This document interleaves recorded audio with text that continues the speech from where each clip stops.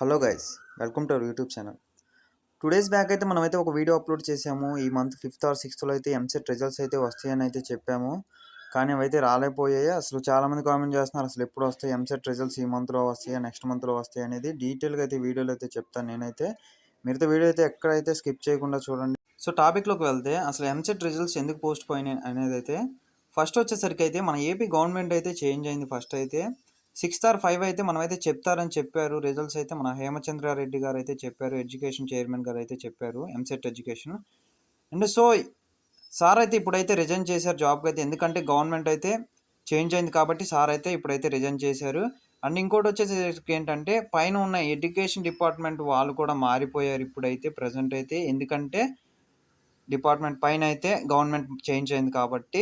And ఇప్పుడు మనకి EAMCET results ఎప్పుడు వస్తాయి అని అయితే క్లారిటీ అయితే ఫస్ట్ వచ్చేసరికి అయితే ఇప్పుడున్న చైర్మన్ అయితే రిజల్ట్స్ అయితే అనౌన్స్మెంట్ చేయరు.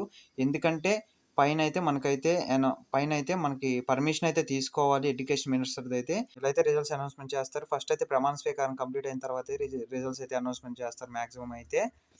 అండ్ ఈలోపు అయితే కాలేజ్ గురించి అప్డేట్ కావాలంటే మన ఛానల్ అయితే సబ్స్క్రైబ్ చేసుకోండి. అండ్ మీకు ఎంసెట్ రిజల్ట్స్ అనౌన్స్మెంట్ చేయగానే నేనైతే వీడియో అప్లోడ్ చేస్తాను డెఫినెట్గా అయితే. అండ్ మన ఛానల్ అయితే నర్సింగ్ గురించి అయితే ఫుల్ డీటెయిల్స్ కావాలంటే నర్సింగ్ గురించి కామెంట్ అయితే చేయండి, నేనైతే చేస్తాను. నేను బైపీసీ స్టూడెంట్ అయితే. Thank you for watching.